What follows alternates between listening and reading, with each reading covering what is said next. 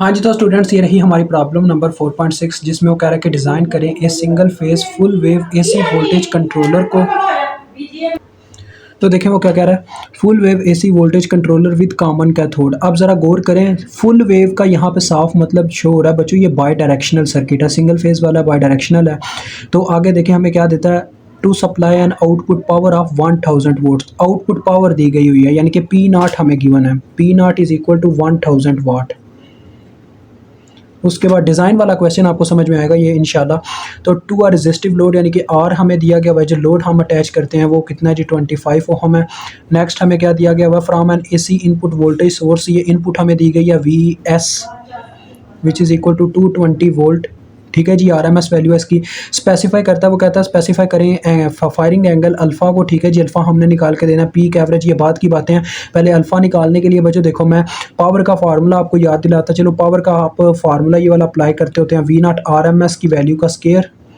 ठीक है, अब देखो बच्चों, मैं अगर डायरेक्ट वी नॉट को फाइंड आउट करने गया, अब मैं यहाँ पे लेट अल्फ़ा की वैल्यू लेट नहीं कर सकता, उसकी रीज़न बताता हूँ मैं आपको।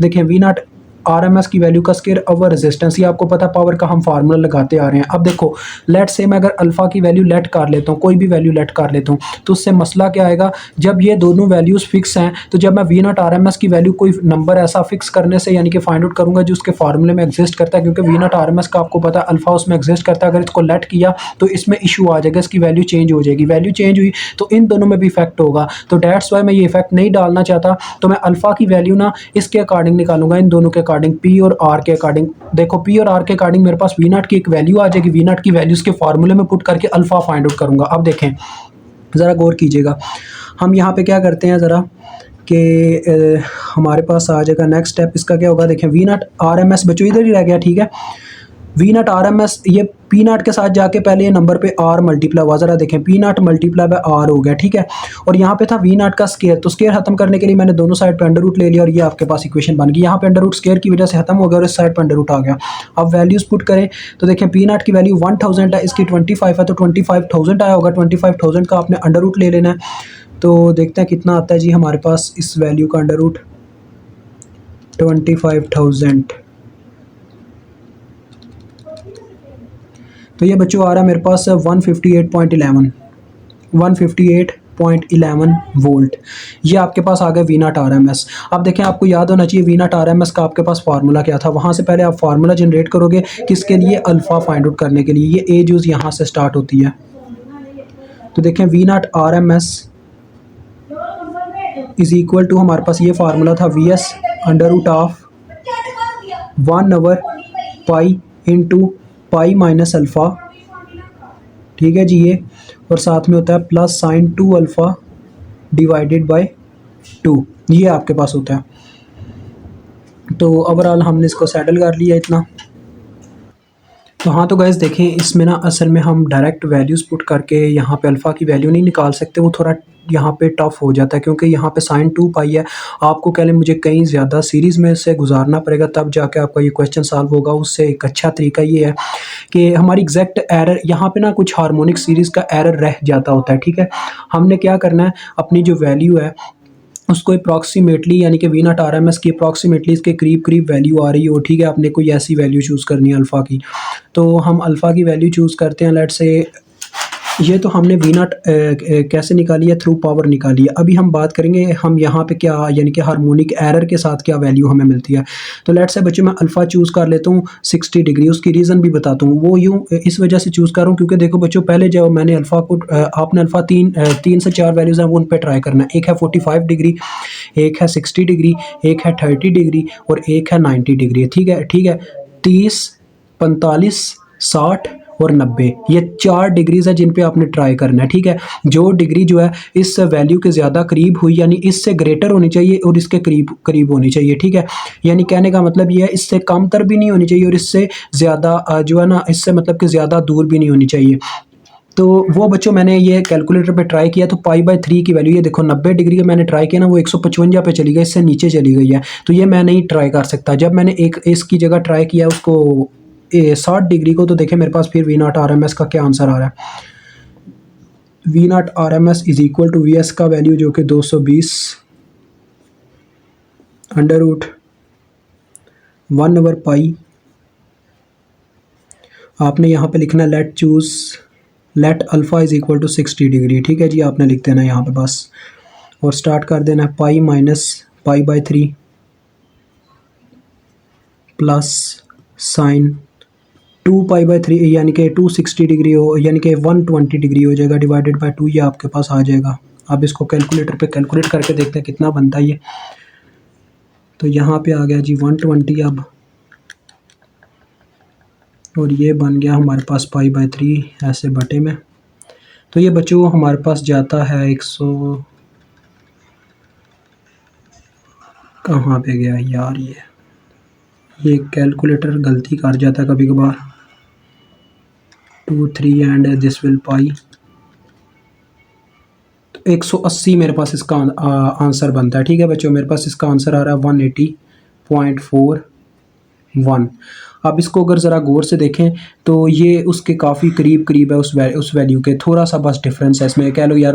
अब इससे अगर आप 30 डिग्री की तरफ या 45 की डिग्री की तरफ मूव करते हो ना, तो ये आंसर दूर जाना शुरू हो जाता है। देखें, अगर 45 डिग्री पुट करता तो यहाँ पे आ जाता 9 यानी कि 2 क्या नाम है 2 मल्टीप्लाई बाई यानी कि अल्फ़ा यानी कि 90 डिग्री आ जाता, 1/2 ये बन जाता। तो देखो मेरे पास आता 220। आपको एक बस झलक दिखानी है मैंने, 1 डिवाइडेड बाई पाई और इनटू मेरे पास आ जाता, देखो बच्चों, पाई माइनस अल्फ़ा। अल्फ़ा हमने क्या रखा है, हमने रखा है पाई/4 यानी कि 45 डिग्री। ये आपको झलक दिखाने के लिए पाई/4 ये आ गया एक तरफ सेंटर में, प्लस साइन 2 पाई यानी कि 2 अल्फ़ा, सॉरी साइन 2 अल्फ़ा। इसको अगर मैं 2 से ज़रब दूँ तो ये 90 डिग्री आ जाता है, तो लिहाजा 90 डिग्री साइन 90 डिग्री पे 1 होता है, 1/2 आ जाएगा। तो इसको अगर ये गलती हो गया एक, ये यहाँ पे ऐसे, तो देखो ये 209 यानी अप जाना शुरू हो गया, तो लिहाजा ये हम वैल्यू नहीं ले सकते। डेट्स वाई हम क्या करेंगे, यहाँ पे हम 45 डिग्री की जगह यहाँ पे लेंगे अपने पास सिंपल जो बात है कि यहाँ पे हम 60 डिग्री ले लेंगे। तो ये हमने चूज़ कर लिया जी, alpha is equal to 60 degree, ठीक है। बस इसको चूज़ कर लिया, बस यहीं पे अब बात छोड़ दो, जो था सो हो गया। अब आपने अल्फ़ा को चूज़ कर लिया, ठीक है। आप चाहो तो यार ये वाला स्टेप छोड़ भी दो, इट डज़ नॉट मैटर। ये बस इसलिए किया ताकि आप अल्फ़ा को चूज़ कर सको। आप चलो यार अपने मन से कुछ भी अल्फ़ा की वैल्यू सेट कर सकते हो। मैंने 60 डिग्री रखा है, तो अब हमने देखें अल्फ़ा की वैल्यू सेट कर ली। अब हम बात करते हैं नेक्स्ट इसके बीज उसके ऊपर, क्योंकि अल्फ़ा सेट हो गया। Peak, average and RMS thyristor currents कह रहा है वो फाइंड आउट करें। तो बी जो स्टार्ट करता हूँ बच्चों, बी जूस में सबसे पहले पीक वैल्यू निकालेंगे, IT पीक। पीक का बच्चों काफ़ी सिंपल फार्मूला है इसमें। पीक का सिंपल फार्मूला ये है कि VM डिवाइडेड बाय रेजिस्टेंस, बस ये इसका फार्मूला। VM क्या होता है बच्चों, मैंने आपको बताया था मीन वैल्यू यानी कि एवरेज वैल्यू इसको कहते होते हैं। मीन वैल्यू नहीं, सॉरी, ये पीक वैल्यू होती है, मीन का यही मतलब होता है। तो ये बराबर होती है √2 times of VS divided by R। Values put करें, देखें √2 मतलब कि ये आ गया 220 √2 डिवाइडेड बाय 25। तो इसको कैलकुलेट करते हैं तो देखते हैं कितना आता है हमारे पास, 220 √2 डिवाइडेड बाय 25। तो ये बच्चों हमारे पास आ जाती है 12.44 अम्पेयर, ठीक है जी। अब हम निकालते हैं दूसरे नंबर पे इसका एवरेज वैल्यू, IT एवरेज। आपको याद होगा ये हमने फार्मूला पढ़ा हुआ है बच्चों, IT एवरेज, जो कि था हमारे पास VM divided by 2 pi RL। देखें मुझे अभी तक सारा याद है, इनटू हमारे पास आ जाता होता है cos अल्फ़ा प्लस 1, ये फार्मूला था। तो वैल्यूज पुट कर दो। VM की वैल्यू आपने अभी निकाली है 220 multiply by √2, 220 √2 divided by 2 pi, R की वैल्यू जो कि 25 है, और cos अल्फ़ा बच्चों cos 60 डिग्री पे कितना होता है आपको पता होना चाहिए, 1/2 होता है ये। cos 60 डिग्री पे 1/2 होता है, हाँ 1/2 होता है ये। तो ये 1/2 आ जाएगा, आप चेक कर लीजिएगा अपने कैलकुलेटर पे, ये आपके पास आ जाएगी इक्वेशन। इसको सॉल्व करते हैं तो देखते हैं कितना बनता है जी। 220 इंटू ये 1.5 बन चुका होगा, 1.5 divided by 25 pi and this will like this one. तो ये बच्चों आपके पास वैल्यू आती है 2.97, ठीक है जी, 2.97 अम्पेयर। अब हम IT का कौन सा वैल्यू निकालेंगे, लास्ट RMS जो उसने तीसरे नंबर के कहा हुआ है। तो IT RMS मैंने आपको बताया था काफ़ी सिंपल होता है इसका फार्मूला, वही जो आप प्रीवियस में इस्तेमाल करते आ रहे होते हैं, VS divided by R into फार्मूले में हमारे पास इसका ये होता है कि इसमें वहाँ पे बच्चों 1/पाई इंटू पाई होता है, यहाँ पे बस ये चेंज होता है, यहाँ पे 1/2 पाई पाया जाता है, यहाँ पे 2 पाई, और अंदर फार्मूले में यहाँ पे पाई ही होता है, पाई माइनस अल्फ़ा, और बाकी देख लो साइन 2 अल्फ़ा डिवाइडेड बाय 2। अब ये आपने कैलकुलेटर पे इसको सॉल्व कर लेना है। मैं आपको सॉल्व करके बताता हूँ क्या आता है। देखें वी एस ओवर आर यानी कि वी एस की वैल्यू 220 डिवाइडेड बाय 25 या ना, हाँ जी, under root of 1/2 pi into pi minus alpha, यानी कि पाई माइनस अल्फ़ा कितना है अपने पास 60 डिग्री, यानी कि पाई ओवर 3 प्लस साइन 2 पाई/3 यानी कि साइन 120 डिग्री हो जाएगा। साइन 2 पाई/3 मेरी जान, ये 2 पाई/3 हो गया। इस टर्म को हमने डिवाइड करना है किसके साथ, 2 के साथ, and the whole bracket will be half. तो ये बच्चों मेरे पास करंट आती है 5.1 एम्पेयर। ठीक है जी, ये मेरे पास इसकी वैल्यू आ रही है 5.1 एम्पेयर। तो ये भी हो गया। अब नेक्स्ट आगे हम मूव करें तो I T R M S हो गया, आई टी एवरेज हो गया, आई टी पीक हो गया। अब हमने निकालना है नेक्स्ट, देखें जुज में क्या है, वो कह रहा था also find R M S output voltage at input power factor. आपने इनपुट पावर फैक्टर उसको निकाल के देना है पी एफ। तो सी जूज पी एफ हम फाइंड आउट करने लगे हैं। पी एफ का बच्चों आप सबको फार्मूला याद हो तो output power divided by input power का फार्मूला यानी कि वी एस आई एस, ये फार्मूला होता है। तो पी नाट की वैल्यू आपको पता ही है 1000 दी गई हुई है, और वी एस की वैल्यू उन्होंने हमें कितनी दी थी 220। ठीक है जी, और आई एस का मैंने आपको बोला था आई एस आप कैलकुलेट कर लेते होते हैं, आई एस आई एल के बराबर होती है, यानी कि लोड करंट के बराबर, और लोड करंट का फार्मूला जाना जाए तो वो बराबर होता है V naught R M S divided by R के। तो अगर आप यहाँ पे वैल्यूज़ पुट करो, आप यहाँ पे V not R M S की आपने कौन सी वैल्यू पुट करनी है, आप सिंपल यार कोशिश करो उससे रिलेट रखो, तो आप यही वैल्यू पुट कर लो 158 वाली। ठीक है, यानी कि आप पुट कर लो 158.11 डिवाइडेड बाय,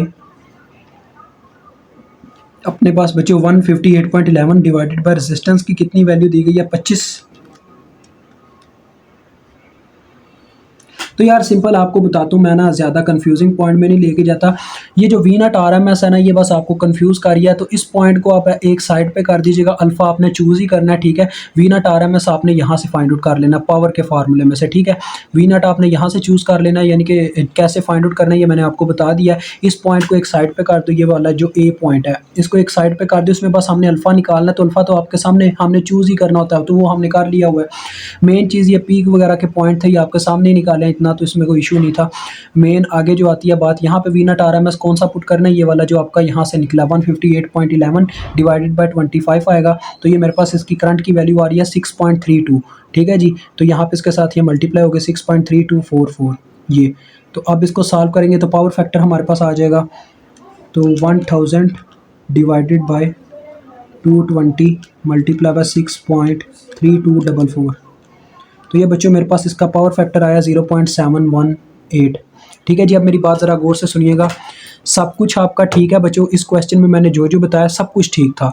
ये बस आपको अंदाज़ा लगाने के लिए होता है कि अल्फ़ा आपका क्या आपने चूज़ करना है। अल्फ़ा आपने ना कह लें ये रफ अमल है आपका, ये जो मैंने आपको करके दिखाया ये रफ अमल है, इसको ना कीजिएगा बीच में। अल्फ़ा आपने ना ये रफ अमल करके चूज़ कर लेना कितना वैल्यू इसके लिए सूटेबल रहेगा, यानी कि इसके करीब करीब कोई वैल्यू आ रही हो अल्फ़ा चूज़ करने से, तो फिर आपने वो अल्फ़ा की वैल्यू सेट करके आगे के ये पॉइंट्स हल कर देना है। ठीक है जी, बाकी ये सारे स्टेप्स आपके काम के थे। तो यहाँ पे हमारा ये काम डन होता है। इंशाल्लाह नेक्स्ट वीडियो में आपसे मुलाकात होगी। खुदा हाफिज़।